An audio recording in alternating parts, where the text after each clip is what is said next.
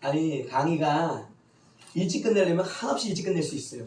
예를 들어 아까 이제 삶에 대해서 인생에 대해서 이제 한 시간 했잖아요. 인생은요 한 1초 만에 끝낼 수 있어요. 인생을 위라. 끝. 이제 두 번째 이제 주제 인생과 함께 마무리한 주제인데 예배잖아요. 예배도 1초 만에 끝낼 수 있어요. 예배를 잘 드려라. 잘하라 그러면 끝나는 거예요. 인생 잘 살라 그러고 예배 잘 드리라 그러면 끝나는 거지. 전도 잘하라 하면 끝나지. 근데 다만 이제 문제는 뭔가 어떻게 하면 잘할 건지에 대한 이야기들. 그리고 이제 우리가 성도가 아니니까 성도가 아니라기보다는 성도에서 이제 직분은 받은 자가 되었으니까 책임이 더해졌기 때문에 지금 어떻게 잘하라고 얘기할지를 이제 알려줄 수 있는 사람이 되어야 되기 때문에 이제 배우는 거거든요. 성도님들은 잘 사세요. 아멘, 아멘. 예배 잘 드리세요. 꼭 나오세요. 아멘 하신다고. 더 이상 우리 성도가 아니기 때문에 성도가 아니 표현이 입에 붙던데 성도에서 직분을 받은 자가 되었기 때문에 어려운 얘기들을 한 번 더 이제 듣는 것 뿐이에요. 강의는 얼마든지 일찍 끝낼 수 있어요. 은혜가 충만하려면 강의를 일찍 끝내면 되는데 이제 또 하나가 이제 뭐냐면 이제 숙제에 대한 이야기를 이제 말씀드리고 넘어갈게요. 이제 숙제는 간단합니다, 여러분. 이렇게 아까 이제 말씀하시는 데 보니까 우리가 배워왔던 주제들도 그렇고 자기가 성경을 읽으면서도 주제가 하나 나올 거 아니에요, 그죠? 가령 예를 들어서 전도라는 주제가 이제 내게는 와닿았다. 그러면 이제 주제는 전도로 잡고 왜 전도가 중요하게 자기에게 생각되어지는지. 그냥 예를 들어서 이제 전도가 중요하다는 것은 이 바울도 고백했다시피 이 보내시는 자가 있어야 되고 그 보내심을 받아서 전하는 자가 있어야 되고 전하는 자의 메시지가 있어야만 듣는 자가 생기고 들어야만 믿음이 생기고 믿음대로 살아 구원을 얻는 자가 있기 때문이라고 이제 바울은 얘기하거든요. 그래서 바울의 중요한 것은 전도였어요. 자기가 전함으로써 하나님의 말씀이 사람들에게 들려줘서 믿음과 구원을 이루는 이제 일이 되거든요. 그걸 바울은 전도로 보았기 때문에 열심히 전도하는 전도자가 되었고 이방인의 전도자가 되었거든요.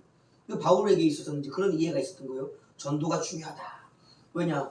구원을 이루는 하나의 방법이 되기 때문에 전도에 미련하는 것이 사람을 구원하기 때문이라고 바울은 정의했거든요. 그러니까 바울은 일생에 전도하러 다닌 자신의 목표의 방향을 그렇게 잡은 거예요. 교회 개척의 목표를 두지 않았다고. 교회를 개척하고 또 다른 목표는 더 우선한 건 전도였다. 전도. 그러니까 이제 일생을 전도하는 게 그의 목표였다. 방향이었다. 그러기 위해서 바울이 뭐였나? 전도단을 꾸렸다고. 자기. 전도단을 만들었다. 우리도 바울 전도단 있잖아요. 그러니까 바울은 바울 전도단을 꾸렸다고 진짜 자기가. 그래서 아볼로도 데리고 다니고 누굽니까? 세나 율법사 세나. 그러니까 두 탁월한 율법 교사가 있었다고 바울에게는. 그러니까 그리고 또 선지자라고 불리는 누가 있었습니까? 신라. 이 바울에게는 핵심적인 아주 멤버들이 짱짱했다고요. 대단했다고요. 세나와 아볼로만 있어도 대단한 자들이에요. 언변에 능하잖아요. 바울보다 말을 잘했다고. 오죽하면 고린도 교회에서 바울파가 있는 반면에 아볼로파가 생길 정도로 바울이 개척했는데 바울과 함께 동역했던 아볼로 하면서 아볼로를 따라가는 충대도 생길 정도로 말에 능통한 율법교사 아볼로가 있었다고요. 여러분 그런 유능한 전도자들 그뿐이에요. 디도, 디모데, 뭐 더디오 또 누굽니까 또 베베 집사님 또 누구예요? 아까 신라도 있고 마가 기타 등등의 죄송합니다 기타 등등이라서 하여튼 많은 로마서에 언급되어 있는 그런 동역자들이 있었다고. 브리스길라와 아굴라도 있었고. 그러니까 바울의 전도단은요 적어도 짐작컨대 한 12명 이상이 될 거예요. 항시 그런 사람이 뭐 항시 다닌다고 보는 없지만 기본적으로 세팅이 되어서 움직이다고. 그러니까 교회를 그냥 개척하고 전도를 그냥 하는 게 아니라 막연하게 막 하는 게 아니라고 여러분. 아주 조직적인 전도. 그리고 예수님의 전도나 바울의 전도도 보면 그 교회들이 세워진 개척된 교회의 지역을 보라고. 에베소, 서모나, 버가모, 두아디라, 사대, 빌라델비아 이런 교회들 그리고 갈라디아 지역의 교회들 그리고 데살로니가 그리고 또 뭐 어디입니까? 베레아 그리고 고린도, 아덴 이런 지역을 보라고. 바울이 다닌 지역을. 촌이 아니에요. 촌이. 아주 중심되는 중심도시, 대도시라고. 예수님도 그냥 막 다니는 게 아니에요. 그 성을 살펴보라고. 대도시라고, 대도시. 전도는 그냥 막 하는 게 아니었다고. 가장 왕성한 교류가 일어나는 번화가 지역, 전도의 핵심이 있었다고. 번화가, 사람들이 많이 다니는 곳, 수요장터.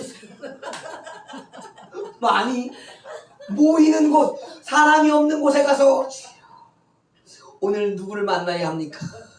산속의 오솔길에 가서 오늘 누구를 만나야 됩니까? 아니요, 수요장터, 저 화산공원 많이 다니잖아요.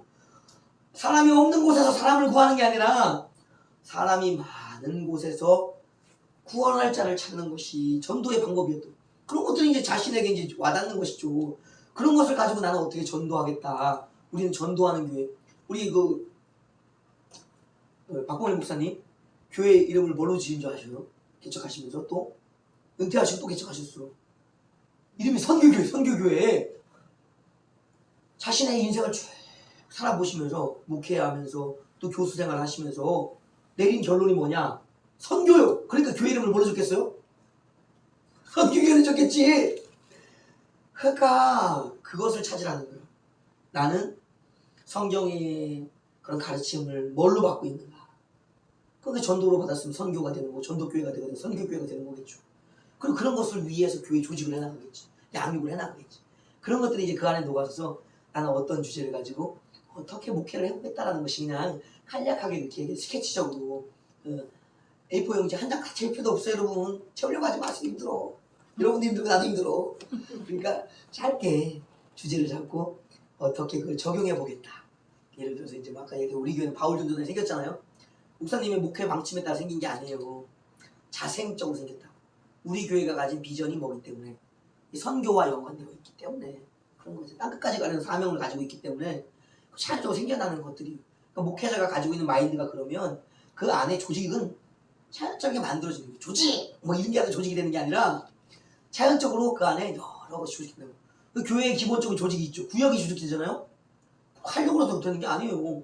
봉사단이 조직되고 중보기도단이 조직되고 찬양단이 조직되고 하는 것들은 그냥 교회의 일반적인 조직이 보편적인 것이고, 여러분도 그것을 따라가게 되어 있다고. 조직은 자연스럽게 만들어지는 거예요.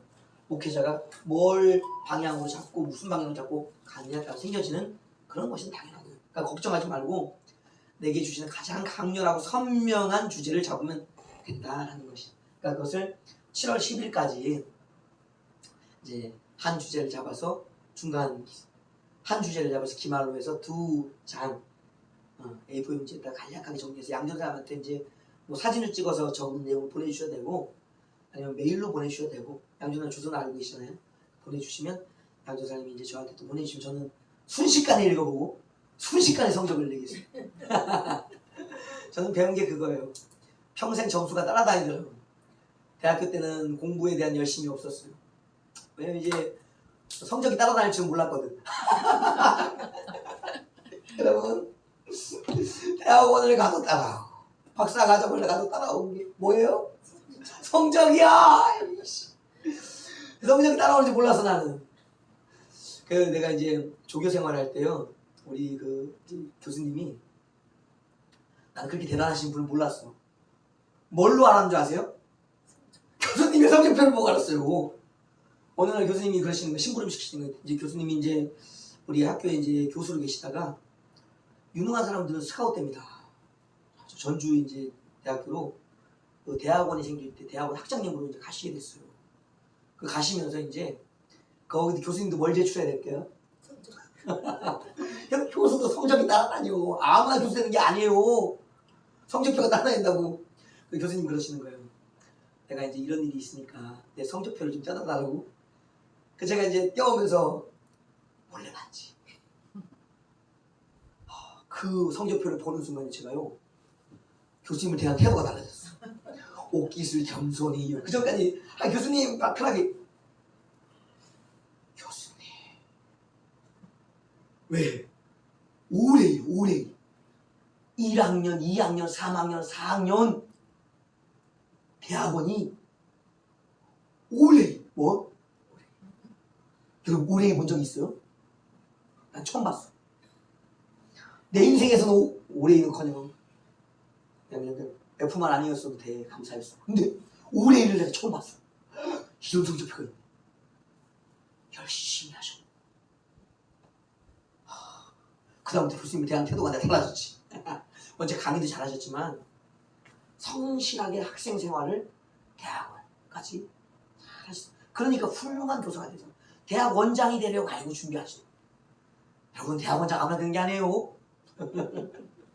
그분들 탁월하시다고. 물론 성적만이 다가 아니에요.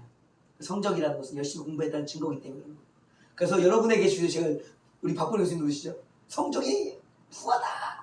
출석만 잘해도 된다. 숙제만 잘해도 된다. 그럴 수밖에 없는 게 여러분이 이제 성적표가 나갑니다. 저도 이제 연구원에 가서도 연구원에 가서는 좀 정신을 차렸겠죠. 점수가 좀 좋았어요. 그냥 A는 나왔어요. 다 A는 나왔어요. 그러니까 이제 그게 어디까지 갔냐죠? 저 대학원 가는데 또 나왔어. 거기까지 갖고 오래. 아이고야 참 성적이 끝까지 달라. 여기의 성적이 또 성총회 연구원의 성적이 여러분 끝까지 주셔야 됩니다. 제가 THM 할 때 그때도 따라오더라고. 그게 그냥 나는 줄 알았어요. 제가 가서 자 이제 입학하겠습니다. 그게 아니오. 입학을 아무나 받아주는 게 아니오.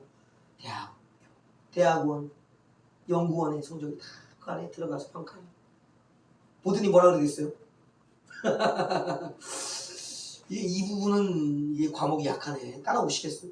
여러분 성적이 약하면 이해도가 낮다고 생각하는 거야. 그래서 제가 뭐라 그랬겠어요? 저는 적응을 잘합니다. 그게 뭔 상관이냐? 적응하고.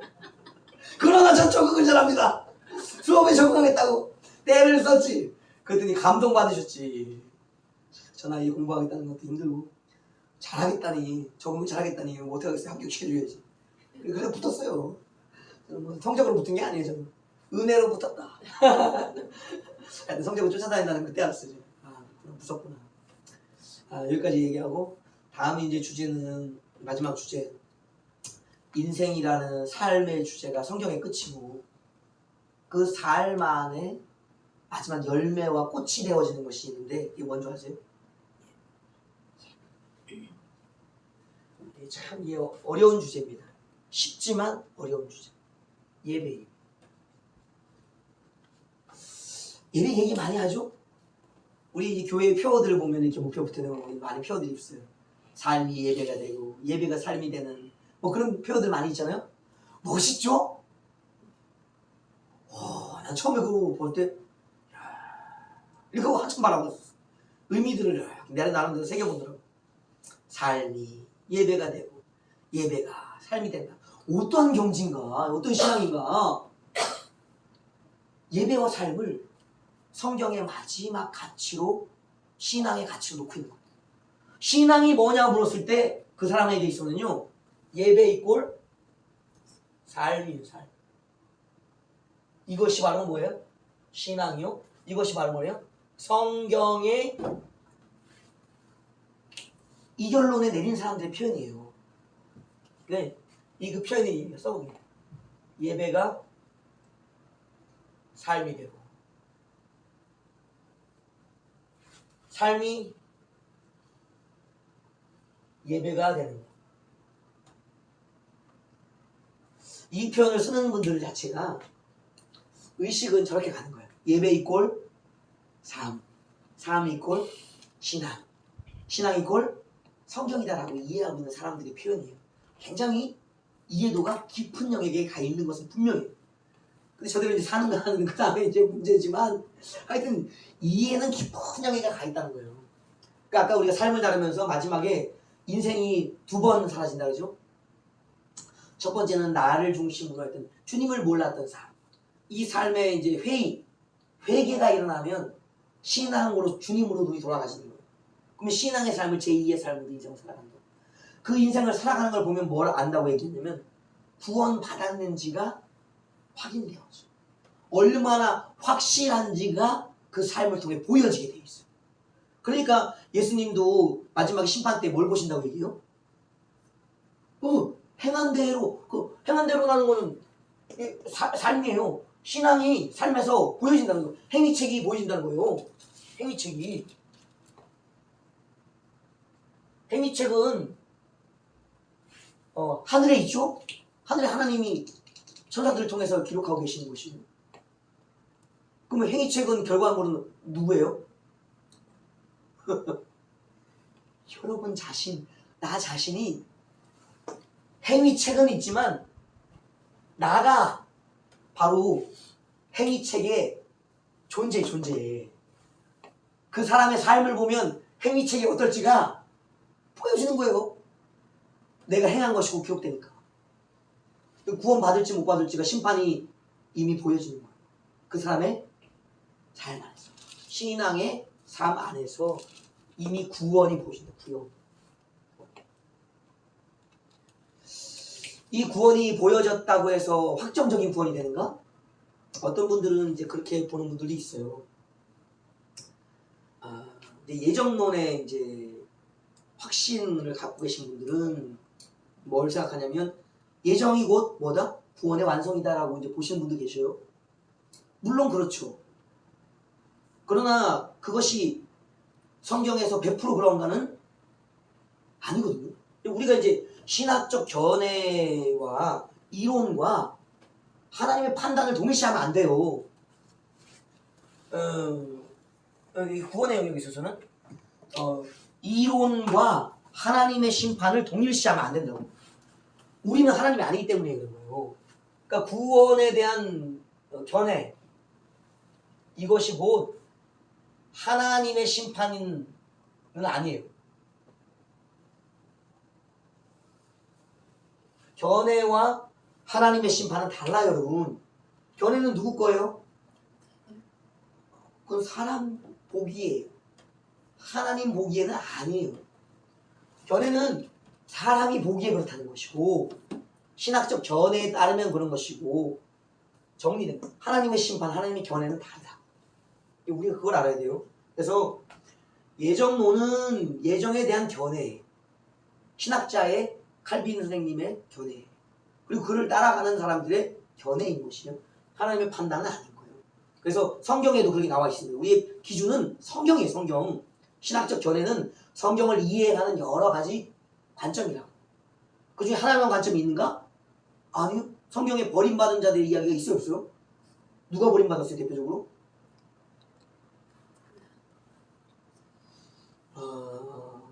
가장 확실한 버림받은 자는 구원에서 이탈되어지는 영역에 있는 부분이 가인이에요. 근데 이제 가인 자신에게는 하나님이 언약의 표를 주기 때문에 그 부분을 이제 우리가 구원받지 못했다라고 얘기하기는 참 어려워요. 그러나 그가 이제 하나님의 용서를 받기 전에 분명히 살인죄는 뭐예요? 죽음의 죄예요. 하나님이 하지 말라고 하신 그 이제 법 속에 들어가 있는 법이기 때문에 그건 심판의 죄라고. 그런 영역에서 이제 누구야? 아담과 하와도 마찬가지로 쫓겨났잖아요. 낙원에서. 용서를 받았지만 그들의 행위 자체는 하나님에 대한 불순종의 행위는 버림받는 죄라고요. 근데 용서가 뒤에 항상 따라 붙었기 때문에 그런 거예요. 버림받는 것이 있어요, 여러분. 뒤에 하나님의 뭐가 붙었기 때문에, 용서가 붙었기 때문에 그들이 버림받은 것이 구원으로 다시금 돌아가는 회복의 역사가 있었을 뿐이라고. 버림받는 건 있어요. 그러니까 가장 확실하게 버림받은 예가 예수님의 예 중에 있었죠. 부자와 거지 나사로의 이야기 확실하게 나와 있죠. 이스라엘 사람이에요. 이스라엘은 구원받은 선민입니다. 그들 자신이 그러한 견해를 가지고 있었다고. 우리가 누구의 족속이라고? 아브라함의 자손이라고. 우리가 야곱을 조상으로, 이스라엘을 조상으로 모시고 있는 사람들이 견해를 갖고 있었다고. 그건 사실이었다고요. 견해라고. 성경에도 지지하고 있다고. 그런 민족 가운데 나사로는 구원받고 그 부자는, 이름 모를 부자는 어디가 있다? 음부에 가 있었다는 거예요. 음부는 어디예요? 지옥이라고. 지옥은요,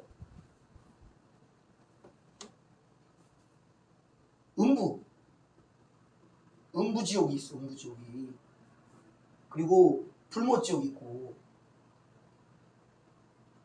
그리고 이제 무저갱이라는 지옥이 있고,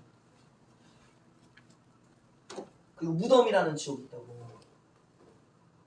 인생 지옥도 있고. 참나. 인생 지옥. 지옥은 여러 지옥이 있어요.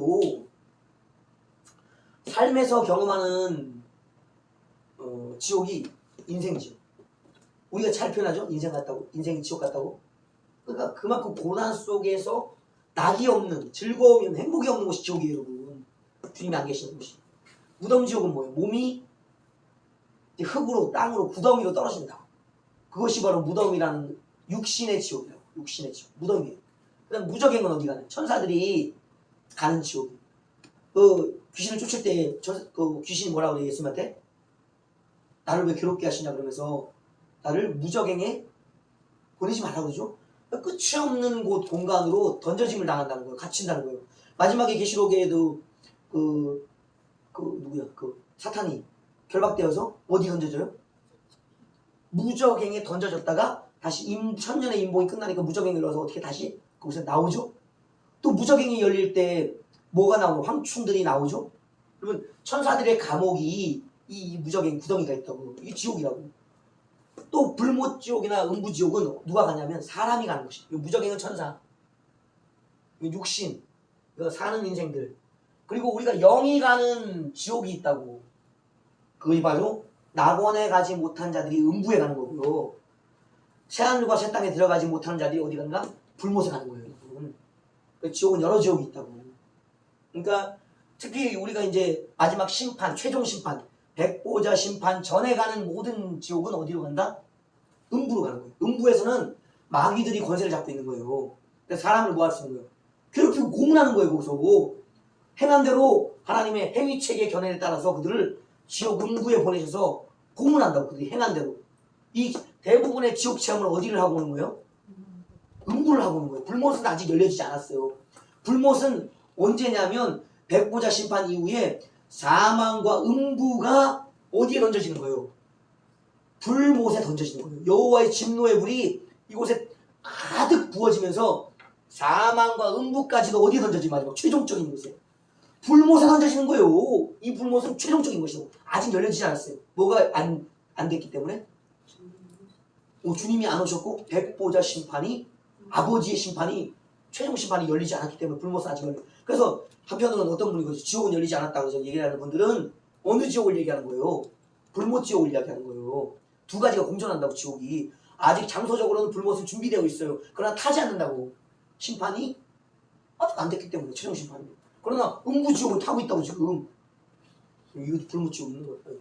하여튼간에 이 지옥이 있는데 이 지옥의 갈자가 보인다고. 또 낙원의 갈자, 하나님 천국의 갈자가 삶 속에서 보인다. 그러나 그는 보이는 것이지 확증은 아니라고. 확증은 어디서 얻는 줄 아세요?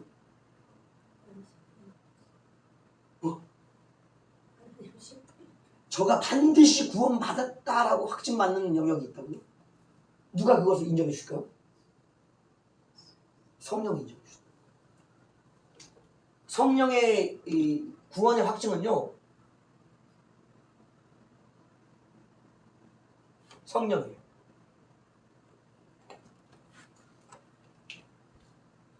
성령은 구원의 인치심이라고 했거든요. 그러니까 성령이 오시면 우리 모두가 인정하는 바가 있어요. 구원이 뭐 되었다? 확증되었다. 성령 그래서 중요한 거예요. 우리가 예수님을 영접하죠? 예수님을 영접하는 것은요, 구원으로 초대받았다는 거예요. 하나님의 아들의 자격을 얻었다는 거예요. 구원받았다는 거예요. 그건 구원의 시작이에요. 시작. 구원이 끝이 아니라고. 구원은 언제 끝나요? 장소적으로는 천국에 들어가야 끝이요. 구원은 언제 끝나요? 상태적으로는 성령을 받아서 인쳐져야 끝이라고. 성령과 함께 어디까지 가야 되는 결과적으로? 천국까지 가야지 끝난다고. 구원은 진행이라고. 진행. 시작과 끝이 있다고. 여정이 있다고. 그래서 구원의 서정을 이야기하잖아요. 신학자들도. 네? 그 9가지 단계 이야기하잖아요. 그게 이제 성경을 바라보면서 구원을 받았고 구원을 완성했냐의 과정들을 그 나름대로 신학적으로 성경을 통해서 이제 이게 구원의 여정, 구원의 서정이라고. 그 영화의 단계까지 가야지만 구원이 끝난 거라고. 그러니까 구원은 모두가 받았으나 잃어버릴 수 있고 완성되어지지 않을 수도 있다는 거예요. 그 대신에 뭘 받으면 된다? 성령을 받으면 끝나는 거예요. 근데 이제 이 성령을 받은 히브리서에 성령을 받았으나 구원을 잃어버린 자들이 또 있다고 얘기하죠. 한번 비추심을 받고 성령의 불을 끄고 예수 신앙에 대한, 예수 구원에 대한 신앙 믿음을 배도하는 자. 그럼 뭐가 구원이 상실되는 거예요.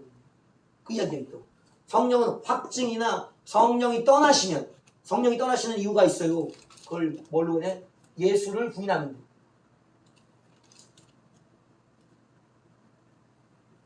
예수 그리스도를 부인하면 시작의 기초가 깨지는 거예요. 그러면 그 예수 그리스도를 인정해야 함으로써 보증으로 오셨던 누가 떠나셔요? 성령이 떠나신다. 그래서 구원이 이루어지는 거예요. 그리스도가 떠나고 성령이 떠나시면 구원이 끝난 거예요. 그러니까 성령에 대한 중요성은 중요한 거예요. 우리의 구원의 확증이기 때문에 성령과 동행하면 예수님을 따라서 천국 가는 길이 안전한 거예요. 그것을 어디서 아는가? 성령 언제 받을까요?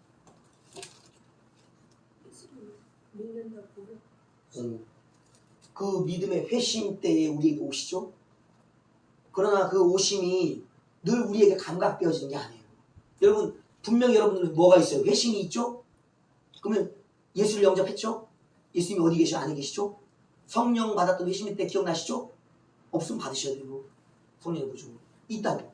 그럼 성령이 어디 계셔? 그리스도와 성령이 우리 안에 계시다고? 예수님 보여보세요 빨리. 안에 계시잖아. 확실히 계시잖아. 근데 어떨 때는 남에게 보이기도 어렵지만 내 자신이 내 안에 다른 존재로 계시는, 나와 다른 존재예요. 예수 그리스도와 성령은. 우리 예전에 사람의 구성에 대해서 얘기했잖아요. 그리스도와 우리의 다른 점들의 이야기들. 말씀으로 계시고 성령으로 계시는 그 구조가 우리 안에 있다고. 우리 영과 함께. 그러니까 우리는 영도 못 느끼지만 그리스도와 성령도 우리 잘 못 느낀다고. 근데 언제 느껴요?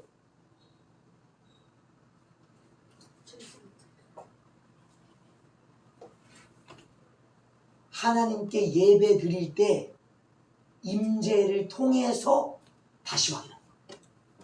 왜? 찾아오신 속에서 우리는 누굴 만났기 때문에. 처음 주님을 만났잖아요. 주님은 우리 안에 계시는데 영으로서 늘, 말씀으로서 늘 우리를 뭐해? 찾아오셔요. 언제? 주님께 예배 드릴 때. 그래서 예배는 가장 확실한 구원의 확증을 매번 체험할 수 있는 거예요. 일주일에 몇 번?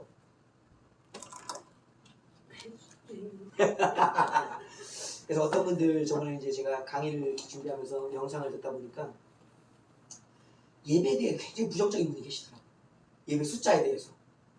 일주일에 한 번이면 됐지. 예배를 새벽 예배 드리고 수요 예배 드리고 금요 예배 드리고 저녁 예배까지 드리고 주일 예배 드리고 그렇죠? 예배를 한 번만 드리면 되죠? 그분은 나름대로의 가치관이 있으시죠. 너무 예배만 드리다 보니까 삶이 안 될 거라고 생각하시는 거예요. 안 되는 경우를 많이 보셨겠지. 시간적으로도 그렇고. 왜 본인도 이제 예배 드리고 나니까 지쳐가지고 그 다음에 일이 안 되잖아요. 그러니까 쉬어야 되잖아. 일주일에 푹 쉬고 또 힘을 얻어갖고 예배를 한번 쫙 드리고 그죠?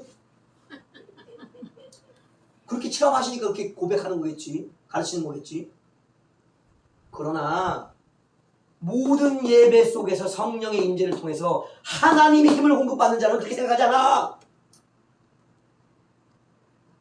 힘을 공급받는데 하나님의 힘을 한 번도 공급받지 못하니까 매일 지쳐서 일주일에 자기 힘으로 충전해갖고 예배를 올려드리고 끝나지. 예배 때마다 하나님을 공급받는 자는 하나님의 힘으로 예배드리는 거요. 자신이 일주일에 축적해서 자기 힘으로 예배드리는 게 아니라 영과 진리는요 자기 안에서 나오는 샘솟는 게 아니라고. 영이신 하나님이 주시는 힘, 그 말씀의 힘, 성령의 힘이 나에게 채워져서 영과 진리로. 내 안에 말씀이 있을 수가 있어요? 받지 않는데? 내 안에 하나님의 영이 없는데 어떻게 받지 않으면 없다고. 받아야 된다고. 하늘로부터 말씀과 성령을 받아서 내 주에 계시는 구원의 보증과 함께 오늘도 살아계심을 증거하는 그 증거를 받아서 담대하게 하나님께 나가서 예배 드리는 거예요. 예배가 많아야지. 이러면 몇 번? 일주일에 20번 드리면 죽어요 죽어. 영과 몸의 차이가 좀 있어요. 매번 이 성령의 충만함을 받으면 좋긴 하죠. 그러나 우리 몸이 못 견뎌요. 능력의 충만함은요, 우리 몸에 정도가 있어요. 우리가 영체가 아닌 이상은요, 영의 몸이 있잖아요. 그 영체를 받기 전까지 육체잖아요. 그리고 부활의 몸을 입고 변화의 몸을 입기 전까지는 우리 몸은 영적인 힘을 감당을 못해. 그러니까 성령이 오셔서 우리에게 왜 자꾸 이렇게 침묵하시고 우리 안에 계신데도 못 느끼게 하신 줄 아세요? 물론 우리가 그분을 의지하고 찾고 구하는 기도를 드리게 하는 그런 것 의도도 있지만 성령이 제대로 활동하시잖아요? 질그릇은 깨져요. 달걀이 왜 깨질까요?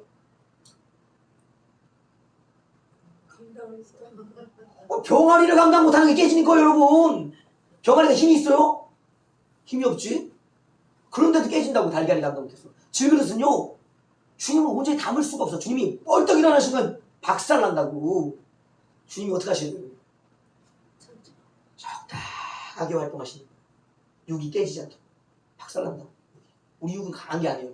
나중에 영의 몸을 입기 전까지는 하나님이 절제하신다. 그런 의미가 있는 거예요. 하여튼 성령이 오셔야만 우리가 쉽게 잊을 수 있는 거예요. 주님이 살아계신지 눈이 자꾸 잊어. 구원의 확증을 성령을 통해, 말씀을 통해 매주마다, 매일마다 확인해요. 그래서 새벽 예배마다 확인하는 거예요. 왜냐면 딴 시간에 낮에 와보세요. 올사 몇 명이나 있는지. 낮 예배를 드려보요. 이래야지요. 새벽에는 좀 일찍 일어나면 되잖아. 저녁 예배 올 것 같아요. 가족들하고 보내야지. 그나마 시간을 배려하는 게 새벽 예배요. 중요하다고. 불교를 따라서 드린 불공 예배가 새벽 예배가 된 게 아니라 제사장들이 아침마다 드렸던 예배의 변화가 새벽 예배라고. 제사장들은 시간이 많아. 하루 종일 제사만 드리거든. 아침 9시에 드려도 되고 12시에 드려도 되고 3시에 드려도 돼. 백성들은 일해야 된다고. 일. 언제 와야 되겠어요? 일 안 하는 시간을 피해서 오던 게 새벽 예배라고. 그런 것도 이해를 하고 감안해 줘야지. 꼭 나쁜 쪽만 바라보냐고. 흥분해서 죄송합니다. 하여튼 구원의 확증을 받는 것은 성령을 통해서요. 우리가 진짜 예수를 믿고 영접했는지를 확인해 주시는 것은 하나님의 영뿐이라고. 우리가 자신에서 되는 게 아니라고. 성령을 받아야 된다. 그게 언제? 예배 때 이루어지는 거예요. 그러니까 영과 진리로 예배하니까 화답이 뭐로 와요? 영과 진리로 예배하니까 화답이 뭘로 와요? 영으로 예배했으니까 누가 오셔? 진리, 말씀을 의지했으니까 누가 오셔? 예배 때 두 보혜사가 우리를 찾아오시는 거예요. 영과 진리로 예배이기 때문에 영과 진리의 본체가 되시는 성령 예수님이 찾아오신다고. 임재를 못 받았다고? 아직 영과 진리로 예배하는 단계가 아닌 거예요. 주님은 솔직하고 정직하시다. 그래! 하고 깜짝 놀라서 오신다고. 날 불러내니 그러고 오신다고. 쉬지 않고. 이게 영적인 예배의 비밀이에요. 그래서 구원을 얻는가가 삶을 통해서 이렇게 이제 보여지고 마지막에 확증되는 것은 예배를 통해서. 예배 때 성령과 예수 그리스도를 통해서 그가 신방받고 있고 지도받고 있다면 안심해도 돼요. 목회자는 그걸 바라본다. 누굴 바라본다? 예배 때 임재하시는 예수 그리스도와 성령을 보면서 그의 믿음이 확실한가를, 그의 구원이 확실한가를 알 수 있다. 이때도 안 보여? 그러면 걱정하는 거야. 구원은 우리가 이룰 수 없는 것이기 때문에. 예배는 삶의 결정판이고 구원의 끝이에요. 그래서 이제 우리 아까 이제 삶의 이야기를 쭉 나눴죠. 그 삶에서 얼마만큼 하나님을 경험하고 하나님의 나라를 누리는가가 예배 때 이제 드러나는데 그 예배 태도예요. 태도. 예배 때는 우리가 봐야 될 게 있어요. 태도예요. 태도. 예배 태도가 있어.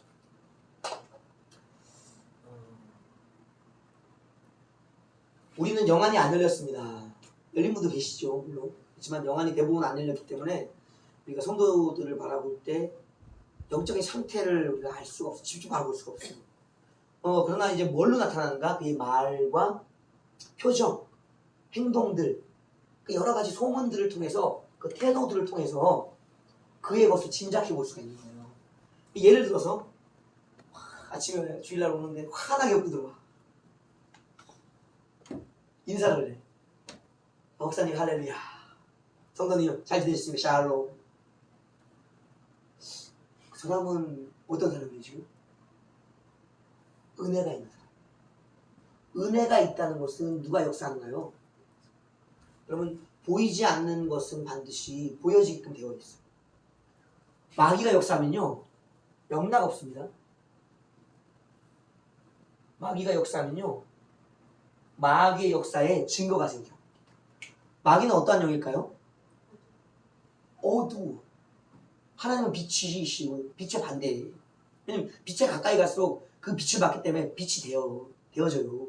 근데 빛에서 멀어지면 그 빛을 주시지도 않기 때문에 점점점 어두워지고 완전한 어둠이 된다. 빛이 없는 자가 돼요. 그게 마귀 상태예요. 어두워. 얼굴이 이래 성령 충만하죠? 천사들과 동행하고 있는 거죠? 그리스도 성령의 보증을 받고 있는 거죠? 아니요. 어둠에 시달리는 거예요. 또 마귀의 역사는 뭐 어떤 증거가 나타나는지 아세요?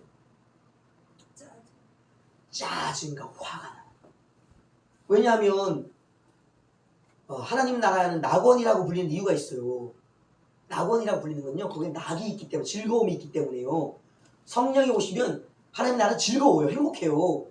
왜냐면 그분의 자신이 자기 만족에 있게 해주는. 왜냐면 하나님 안에는 완전함이 있기 때문에 하나님은 스스로 즐거우셔. 그 즐거움이 우리에게 전해지는 거예요. 어두운 마귀의 역사는요 짜증과 괴로움이 있어요. 짜증, 화가 있어. 화. 또 어떤 역사들이 일어날까요? 기타 등등의 우리가 사회적으로 바라봤을 때도 문제가 있고 성경적으로 바라봤을 때도 문제 있고 인격적으로 바라봤을 때도 문제가 생기는 여러 가지 그냥 시기 질투라든가 분노, 행위적으로는 살인이라든가 간음, 행동적이거나 성품적이거나 여러 가지 역사가 어두움의 역사들이 매번 드러난다. 저런 태도를 갖고 예배를 드리고 있다? 구원을 누리고 있지 못한다. 도움이 필요한 상태다. 그러니까 태도를 통해서 예배의 태도를 통해서 그의 상태를 점검했습니다. 그러니까 구원이 확실한 자의 태도는 무엇인가 하면 구원의 주, 창조주를 향한 태도가 있다고. 아까 하나님이 지으신 세상을 천국을 누리고 왔어. 어떻게 했어요 태도가? 기뻐. 항상 기뻐하라는 이유는 그 기쁨을 주시는 분이 항상 동행하고 있기 때문에 기쁨을 나타난다고? 그럼 어떤 또 태도를 가지고 있을까 예배 때?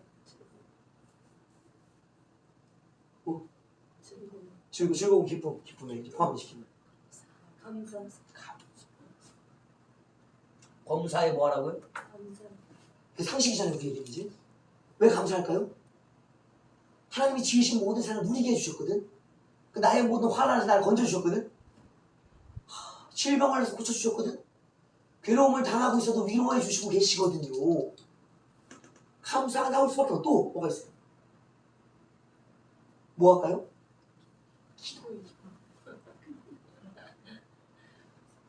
이 뻔한 이야기를 오늘의 그냥 앞에 있다. 또 뭐가 있냐면 헌금이 있다. 또 뭐가 있어요? 헌신이 있어. 헌신. 여러 가지 제스처가 있다. 표현, 제스처. 손을 들고 고개를 떨고 가슴을 치고 펄쩍펄쩍 뛰면서 춤을 추는 이 태도들입니다. 그걸 목회자들을 보면서 기쁠 때가 있어. 그럼 어떻게 해야 돼요? 미쳐야죠? 그렇죠? 근데 평신도 때 이해가 돼. 목회자가 되면 그럼 어떻게 돼요? 좀 오해받아. 그러니까 이제 미칠 듯이 기뻐도 미칠 듯이 기쁜 건 마음이고 천사처럼 표현. 여러분 보좌 앞에 권세 있는 천사들, 여섯 날개 천사장들 예배 보셨어요? 계시록에 4, 5장에 나오잖아요. 어떻게 표현되어 있어요? 미친 듯이 뛰면서 예배하던가요? 아니면 땅에 엎드려서 막 땅을 치면서 예배하던가요? 서서 예배를 드려요.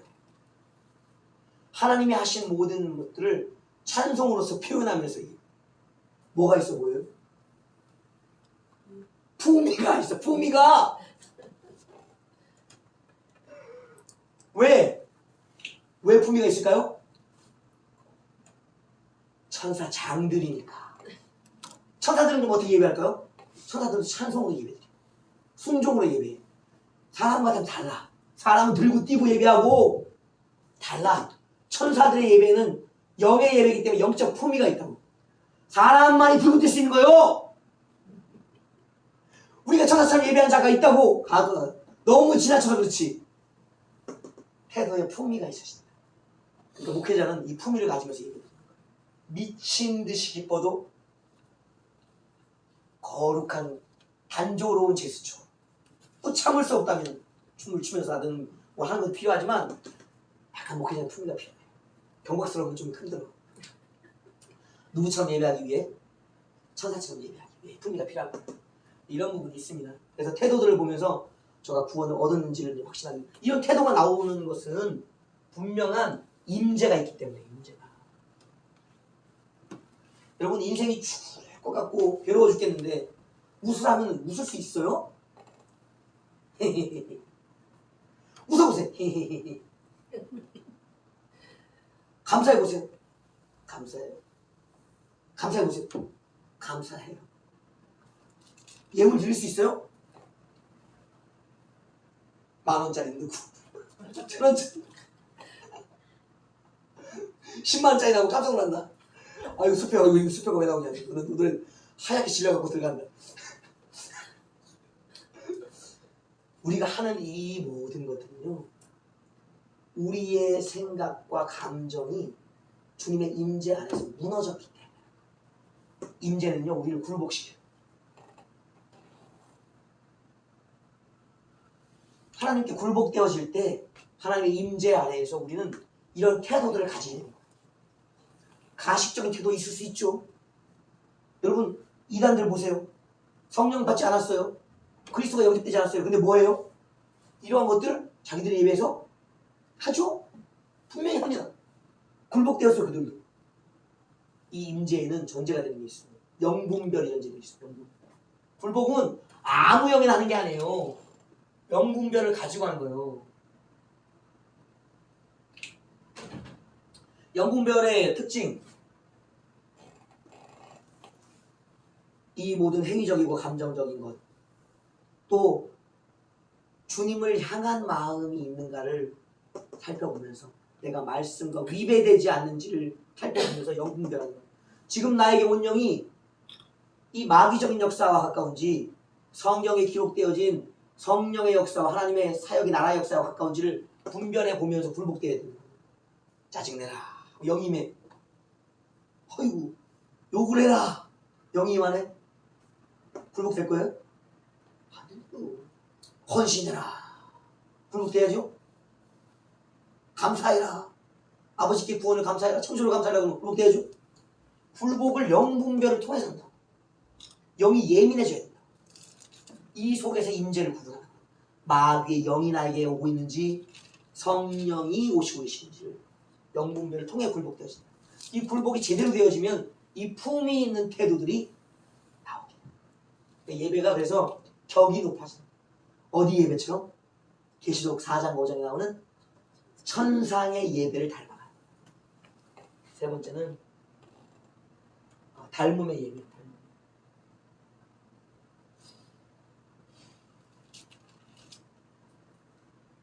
천상의 예배. 이 예배를 구약에서 봤던 분이 계세요. 신약에서는 이제 사도 요한이 보셨고 계시록에 표현했고 구약에는 누가 봤을까요? 다윗이 봤어요. 다윗이 가장 깊은 곳을 바라보며 예배 제도도 세우고 성전도 세웠어요. 모세가 성막을 어떻게 만들었고요? 모세가 하나님과 만나고 난 후에 그 식양을 가지고 왔다고 했어요. 식양은 자기가 보고 측정한 것들에 대한 설계도예요. 그걸 어디에 저장했는가? 마음에 저장, 눈에 저장, 보고 왔기 때문에. 그 뭘 만들어요? 하나님의 말씀에 따라서 성막을 그대로 만들어요. 성막이 어디 있냐면 계시록에 표현되어 있어요. 증거의 장막이 어디 있냐면 성소 안에 있어요.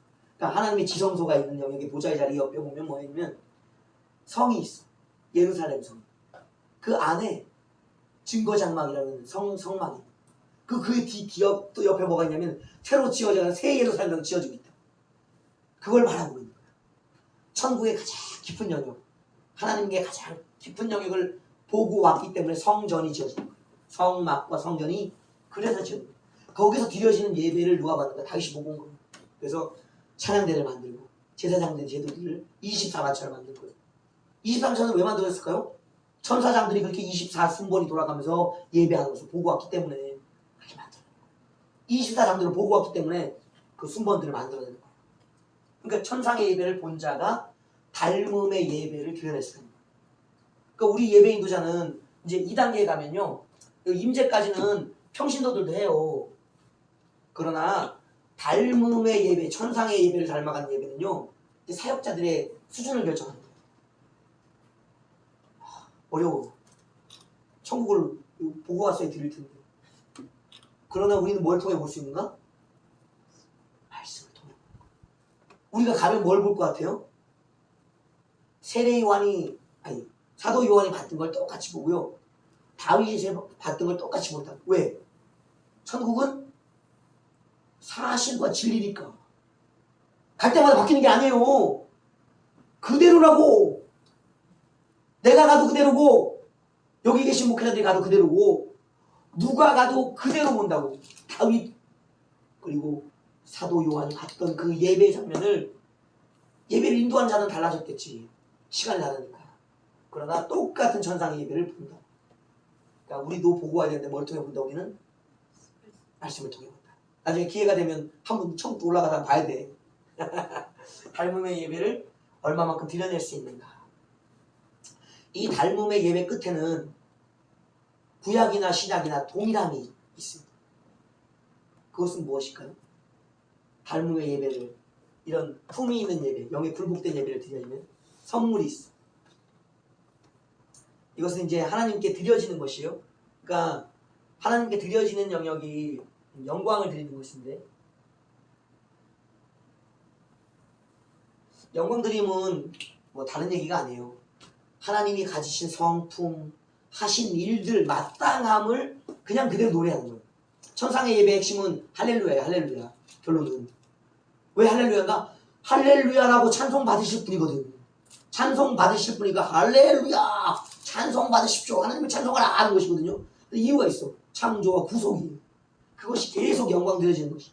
이 영광 드림을 드리고 나면 하나님은 하고 흡족하게 받기만 하시는 것이 아니라 은혜를 베풀어 주시는데, 그 은혜의 끝이 무엇인가 하면요, 내가 예배자가 되는 거예요. 아까 제사장 얘기했죠. 제사장은 구약적 개념이에요. 오늘 신약적 예배자는 멜기세덱의 반차를 따른 제사장이에요. 구약은 누구의 반차를 따른 거예요? 아론의 반차를 따른, 레위인의 족은 아론의 반차를 따른 구약은 얘기고, 신약의 우리의 변화는요, 멜기세덱의 반차를 따른 거예요. 이스라엘 예배만 달라요. 이스라엘은 아직까지도 아론 중심의 예배죠. 그러나 우리는 멜기세덱의 반차. 이 반차를 따르는 분이 누구세요? 예수님이에요. 예수님만이 유일하게 멜기세덱의 영원한 왕권과 제사장권을 받은 그 멜기세덱의 반차를 따라서 예수님을 닮은 예배. 예수님 대제사장이거든요. 대제사장. 그래서 이 대제사장을 따라서 우리도 새로운 제사장, 언약의 제사장이에요. 언약이에요. 더 이상 짐승을 잡아들이는 자가 아니고 한 번의 예배로 모든 영원한 예배를 이루신 주님을 닮은 언약의 제사장들로서 우리가 예배를 드리는 거예요. 이것이 바로 제사장된 예배자. 오늘 우리는 예배자라고 불리는 거예요. 그래서 하나님이 주시는 선물은 예배자가 되게 하신다. 멜기세덱과 예수 그리스도를 따른 언약의 제사장이 되게 했어. 그러면 이 예배자가 되고 난 다음에 특권이 뭔지 아세요? 어디서든 예배할 수 있어. 장소에 상관없이. 언제든지 임재적 예배를 드릴 수 있어. 이게 하나님의 약속이에요. 두세 사람이 모인 곳에 찾아오시겠다는 얘기가 이 예배자의 얘기예요. 그 그냥 기도만 하는 게 아니에요. 그들의 모임 모든 자체가 예배가 돼요. 깊은 영역이에요. 영광을 드리는 자에게 주신 선물. 또 선물이 있어. 영광을 드리는 자에게. 그 자신이 온전한 성전이 되게 해주시오. 성전됨이에요. 성전됨. 진짜 예배를 잘 드리는 자는요. 예배자가 되지만 자신이 성전이 되어져요. 자신의 몸의 구불됨을 느껴요. 내 몸 안에 제사장의 뜰이 있고 내 몸 안에 성소가 있고 내 몸 안에 지성소가 있음을 구분되어짐을 느낀다. 그 분화작용이라는 그게 바로 영혼육을 알게 되는 거예요. 체험하게 된다. 그러니까 영은 어디의 자리인가? 지성소의 자리. 우리 혼은 성소의 자리. 우리 육신은 제사장의 뜰이 된다. 그러니까 우리 몸이 성전되어짐을 체험하게 된다고. 그러면서 이제 우리 몸에는 뭐가 생기냐면 시간이 있잖아요. 우리 몸에는 뭐가 되냐면 성막과 성전은 구조가 같아요, 여러분. 확장되는 거라고. 확장. 그 확장됨의 영역이 있지만 기본 구조는 같다고요. 성막과 성전의 기본 요소는 뭐냐면요. 막이 쳐져 있고요. 막 안에 세 장소가 구분되어 있어요. 첫 번째 장소는 문을 열고 딱 열어가면 뭐가 있는 뜰이 나와. 뜰이. 제사장의 뜰이 나오더라고요. 거기는 뭐가 있는지 아세요? 물이 있고 불이 있어. 그 물두멍이 있고 번제단이 있다고. 그러니까 이제 자신의 성전됨의 체험을 뭘 하냐면요. 물과 불을 상시로 공급받아. 머물러 있어. 성전됨의 증거 1번. 물과 뭐가 있다? 물. 그리고 제단의 불이 항시 머물러 있어. 이 물은 무엇인가? 하나님의 은혜이기도 하지만 말씀이에요. 불은 성령이 어디에 머문다? 몸에 머물러 있다. 내 몸에 불이 흘러, 여러분. 물이 흐른다고. 이거 제가 보셔야 돼요. 출렁출렁. 아휴, 이거 어떻게 설명해야 돼, 이거를. 예배자가 된 다음에는 자신의 몸 자체가 예배 장소적으로 변화된다. 몸이 성전화가 되었습니다. 이걸 설명하기도 어렵다. 알아서 해라! 상시 빛이 되어 있는 물두멍과 번제단이 내 안에 몸에 있어요. 물과 물이 흘러. 말씀이 쏟아져 나와. 불이 쏟아져 나온다고. 네. 몸의 영역이 성화되어진다. 두 번째는 두 존재가 계심을 체험하게 돼요. 우리가 누굴 영접했죠? 예수. 또 누구? 성령이죠. 성소에는 뭐가 있어요, 여러분? 성소에 들어가면 떡상과 촛대가 있어요. 떡상은 누구의 현현이냐면요. 물론 물의 현현도 그렇죠. 물은 말씀, 그리스도가 이제 말씀으로 나타날 때 현현이고요. 번제단의 불은 성령이 나타날 때 현현이고요.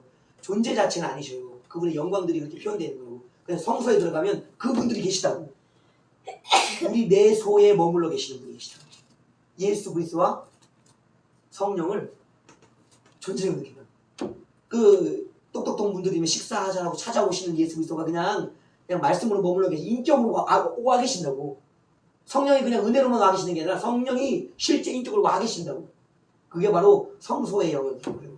그래서 예수 그리스도 성령이 내 안에 계심을 그분들이 나를 향해 말씀하시는 말씀이 들려진다고. 어떤 사람들은 음성 듣는다고 굉장히 부정적으로 생각해요. 그게 아니에요. 인격이에요. 살아계셔요.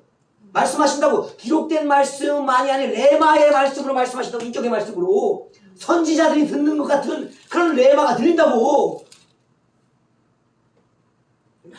체험을 봐야지 알지. 선지자들이 뭐 구약을 보면서 모세를 보면서 성령의 말씀이 임하는 그런 얘기 하는 줄 알아요? 엘리야가 시내산에서 뭘 성경 말씀을 읽으면서 깨닫는 줄 알아요? 성경을 제대로 읽으라고! 화내지 말고. 네. 예수와 성령을 만든다. 내 안에서 그분들이 일하심의 음성이 능력이 불끈불끈 솟아온다. 솟아올라라. 그런 찬송이 그런 데 나오는 거예요. 내게 강같은 평화 솟아오는 평화. 이 안에서 나오는 이걸 느낀다고. 그래서 뭐가 되는가? 내 영을 느낀다고. 그제서야 예수 그리스도와 성령의 존재를 느끼면서 그분이 영이시기 때문에 그분들이 영이시기 때문에 누굴 느낀다고? 내 영을 느껴. 내 영을 뭐 하는 영을? 성소에 뭐가 있어요? 분향단이 있다. 분향단은 그리스도와 성령을 의지해서 예배하는 자. 누가 예배에 있다는 영이 예배하는 거예요. 자신의 영이 분향의 예배를 드린다고. 하나님 아버지를 향해 기도할 수 있는 영의 기도가 이때 체험되어진다고. 세 번째가 뭐냐면 마지막 지성소에는 뭐가 있어요? 언약궤 법궤가 있죠. 거기에 누가 오시냐면요, 아버지가 오셔요. 에스겔도 아버지를 만났고, 또 모세도 아버지를 만났고, 또 이사야도 아버지를 만났죠. 그런 분들이 계시다. 그러니까 아버지의 보좌를 보는 분들은 극히 좀 적어요. 그러나 지성소의 영역을 경험하는 아버지를 만나는 이 극히 드문 얘기예요. 하나님 아버지를 만나요. 지성소의 영역을 경험하게 되었습니다. 그러면서 이제 뭐가 되어지냐면 내 몸 자체가 성전화 되어짐을 고백합니다. 바울이 그냥 한 얘기가 아니에요. 성령이 임하시면 너희의 몸이 성전이 되어졌다는 얘기는 그냥 한 얘기 아니라고. 바울의 얘기는 체험이라고. 자신 안에 아버지가 영으로서 임하는 장소를, 그리스도와 성령이 머물러 늘 내주하시는 장소를, 그리고 내가 물과 불을 경험하는 장소를 자신 안에서 경험할 때 성전이라고, 자신의 몸이 성전이라고 고백하고 너희의 몸도 성전이라고 고백했던 것이 가능해졌다고. 이거는 그냥 신학적 표현이 아니고 사실이라고. 영적 사실이라고. 이게 예배자의 제대로 된 예배의 복이에요. 그럼 나가면 뭐예요? 걸어다니는 성전, 걸어다니는 제사장들, 예배자예요. 그러니까 어느 곳에 가도 뭐가 돼? 요한복음 4장에 여인의 대화에서 나왔던, 우물가에서 나왔던 그 신비의 장소와 때를 넘어선 영과 진리의 예배, 늘 자신을 산제물로 드리는 예배가 이 영역 속에 있는 거예요. 그러니까 그런 자들은 걱정할 게 없어. 죄야. 끝이. 그러니까 예배에 제대로 된 영역, 이런 예배를 경험할 수 있는가? 극히 어렵다. 결과적으로 이제 성도들을 이런 수준으로 끌어올려야 되는데, 그런 예배자가 되어야지만, 목회자가 되어야만 예배를 제대로 드려야 돼요. 그래서 제가 얘기하잖아요. 내가 하나님께 드린 예배 중에 온전한 예배가 10손가락 안에 든다. 이런 예배는 티가 든다. 아니면 예를 들면 저 같은 경우 이제 체험을 이제 마지막이니까 예배하면, 기도할 때는 예배 전에 저는 시간에 이제 기도를 하잖아요. 1시간 전, 이제 예배 전에 1시간 전에 나가서 기도하고 30분 전에 정도 나가서 기도를 해요. 그럼 예배 받을 은혜를 미리 주셔. 그때 이제 제가 이제 사역자가 됐을 때 그 힘으로 의지해서 예배를 인도했던 거예요. 근데 어느 순간 되니까 이때도 주시지만 예배 인도할 때도 주셔요. 막 온몸에 전기가 얼마나 감전돼서 그런지, 이제 내 손이 뭐 이러니까 뭐가 안 돼? 품위가 안 살아. 이러면서 예배드려 봐. 성도들이 뭐라고 하겠어? 왜 떨어? 오해하지. 풍왔나? 오해하지. 그럼 어떨리면 어떻게 돼? 좀 더 정화되어지고 단순해지고. 그래서 치는 거예요. 그래서 흔드는 거라고. 강력한 이제 떨리는 거, 막 가면 막 몸이 뻑뻑해, 막 아픈다. 힘이 막 부어질 때도 불이 부어, 땀 식은땀이 나. 난 처음에 땀이 나죠. 그게 성령의 불이 부어지는 거죠. 은혜 받는 건 감격스러워서 기쁨이 올라와요. 근데 성령과 불이 임하시면요, 땀이 나. 여러분, 뜨거운 물 앞에 모여보세요. 은혜 받죠? 천만에 열받아. 진짜라고. 성령과 불이 오시면 열받는다고. 그럼 뭐가 나야? 땀만 안 흘리는 사람은 은혜만 받고 있는 거예요. 성령과 불을 받아야지. 식은땀 정도에 나가면 줄줄 흐른다고. 불이 뜨거우니까. 그런 불도 주시고, 설교를 하려고 쓰면 말씀이 막 쏟아. 지금 이거 그냥 하는 게 아니에요. 내가 뭐 알아서 해. 그나 뭐 하다 보면 다른 얘기를 막 주신다고. 그러니까 막 여러분이 힘들어요. 잘 정도로 막 나오든. 막 주시면 5시간도 할 수 있다고. 못 견뎌서 그렇지. 아휴, 그래. 하나님의 임재는 말씀으로도, 영으로도, 불로도 여러 가지 영광들. 눈도 열어주시오. 예배 드릴 때 용이 요 앞에서 왔다 갔다 내 주위에 도는 것도 보고 마귀가 뛰는 것도 보고. 여러분 그런 것이 가끔 보여요. 늘 보이면 그거 보느라고 어떻게 돼? 예배를 못 드리잖아요? 그러나 그 한 번의 체험이 뭘 얘기하는가? 예배에 방해의 세력이 있구나. 저들의 심령 속에서 마귀들이 지금 날뛰는구나 하는 것들이 그때만 그래 그러면? 보일 때만 그런 거야? 안 보여도 그런 걸 짐작을 해야지. 예배는 누가 제일 싫어하는데? 왜? 하나님이 제일 좋아하시는 거예요. 하나님을 제일 높여드리는 영광, 하나님이 하신 모든 영광과 권세의 성품들을 높여드리는 예배이기 때문에 하나님은 좋아하시고 예배 제일 좋아하신다고. 마귀는 싫어해. 마귀는 천국 갈 수 없는 거예요. 그래서 그것은 뭐가 드려지기 때문에 영원한 예배가 영원한 순종이 드려지기 때문에 사탄은 대적자이기 때문에 절대 천국에 살 수 없어요. 마귀는 천국에 갈 수 없다고. 찬송할 수 없고 신앙 고백을 할 수 없기 때문에 마귀는 천국 갈 수 없는 거예요. 그래서 장소가 지옥이란다. 예배자만 천국 가는 거예요. 순종자만 천국 가는 거예요. 그래서 예배를 통해서 그가 구원받았는지를 확실하게 할 수 있다고. 그러나 이 확신도 조심스럽다. 우리가 하나님을 버리는 순간 그 모든 것은 사라져버려요. 어떻게 버릴 수가 있죠? 하나님의 형상이 우리에게 부어졌다는 거예요. 그 형상은 하나님이 선택하는 그 권능도 있고 우리도 하나님을 닮은 자유의지 권능이 우리도 있는 거예요. 우리 다음에 권. 하나님의 닮은 권세는 무서운 거예요. 하나님처럼 우리도 선택하고 행할 수 있는 거예요. 그래서 우리의 주권이 무서운 거예요. 우리가 하나님을 버리면 하나님도 우리를 버리시는 거예요. 우리의 선택이 하나님에게서 뭐기 때문에? 존중되기 때문에. 이게 우리에게 주신 두려운 선택, 권한이라고. 우리는 하나님을 버릴 수 있는 자라고. 예배자로 주님께 굴복되어지고 주님을 선택할 수 있지만 예배는 그래서 중요한 거예요. 하나님을 향한 선택이. 그 손을 잡아주시다.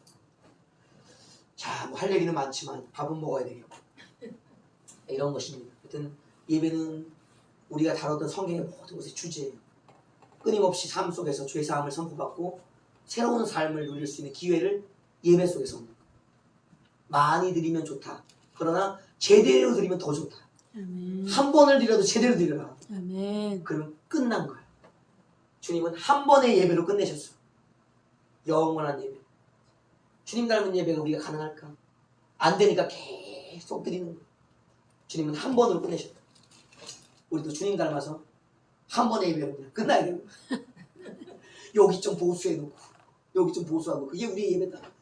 맨날 회개하고 눈물로 짜는 게 우리의 예배다. 승리도 감사도 없고 헌신과 신앙의 고백도 제대로 된 것이 없는 것이 우리의 예배다.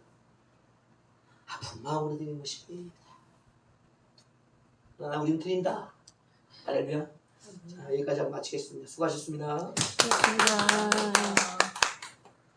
아유.